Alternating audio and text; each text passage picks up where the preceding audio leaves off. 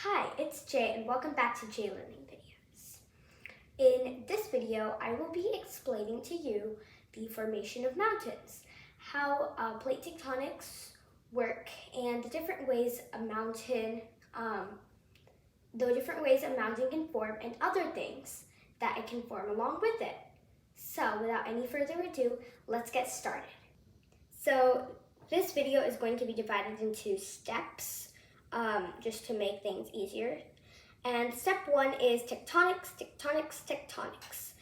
But first, before we begin, really quickly, this is Johnny. He'll be talking throughout the video, so make sure to pay attention to what he says. So let's learn about tectonics. What are tectonic plates? Well, the Earth is made of layers, and the topmost layer is known as the crust. And the crust is actually just like a puzzle.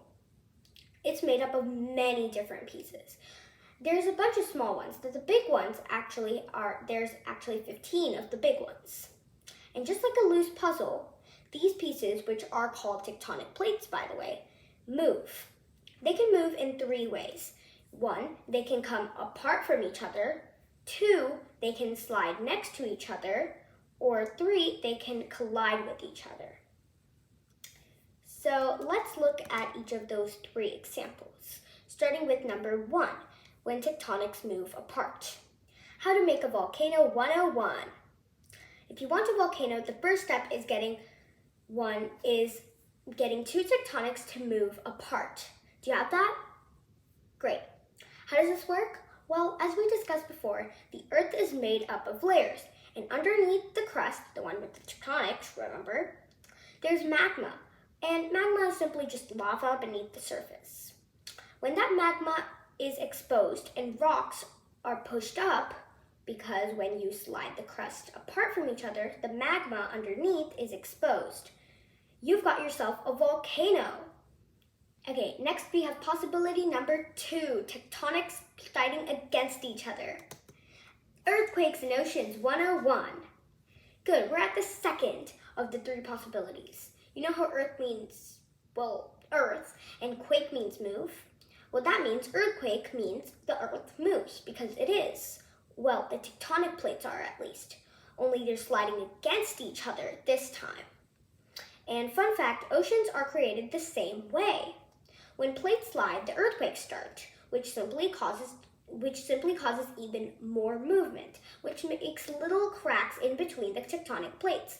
These cracks become bigger and bigger and are filled in with water, leading to oceans.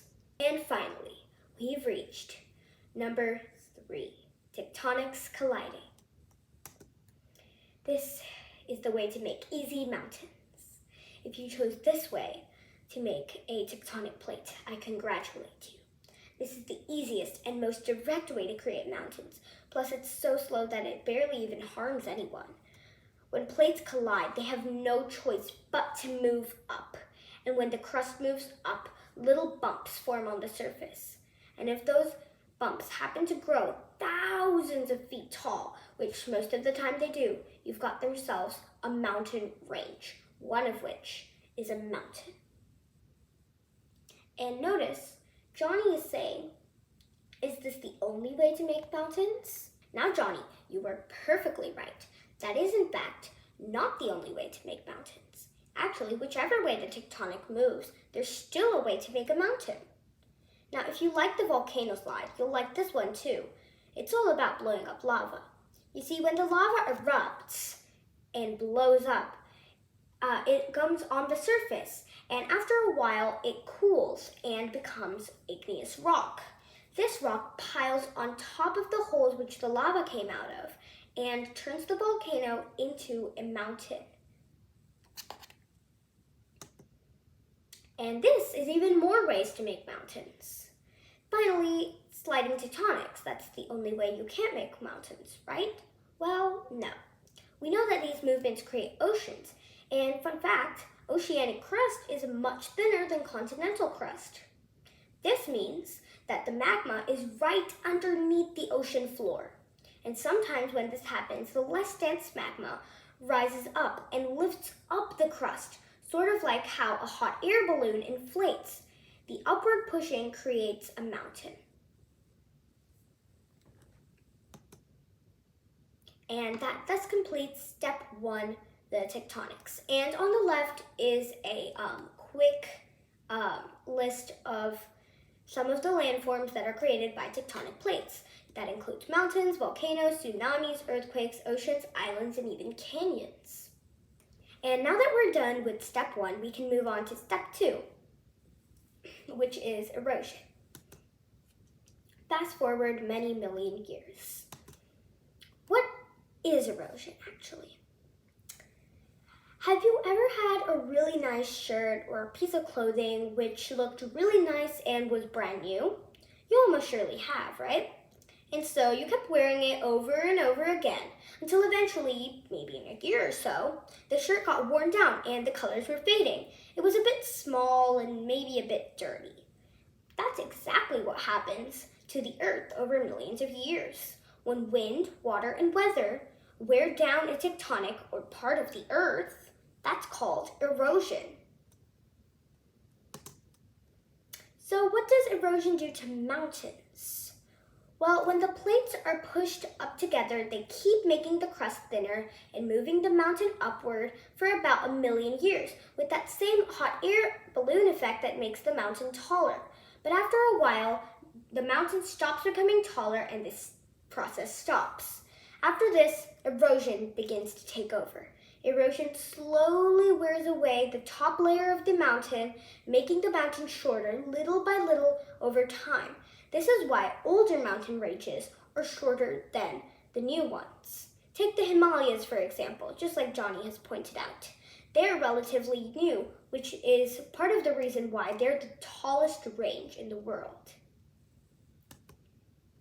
Now we get to see how the mountain ranges we know and love were formed. Starting with number 1, the Himalayas. They were formed with the third way, collision. It was formed when the Indian plate and the Eurasian plate collided. Number 2, the Andes were also formed by collision, and you'll see many of these ranges are actually formed by collision. These were formed by the Nazca and South American plates colliding. Number 3, the Rockies. Rockies were formed by the hot air balloon process with the Pacific and North American plates. Number 4, Mauna Kea. Mauna Kea was formed by a volcano cooling, and Mauna Kea is actually the big island of Hawaii. The entire big island rests on Mauna Kea. Number 5 is Mount Fuji in Japan. Mount Fuji was formed by a volcano cooling at the border of the Eurasian and Philippine plates. Number 6, the Alps in Europe. They were formed by the African and Eurasian plates colliding. And then the Sierra Nevadas in America were formed by the Pacific and North American plates sliding against each other. And yeah, that's it. We're done. Oh, and Johnny has something really important to say. Please like and subscribe to J Learning Videos.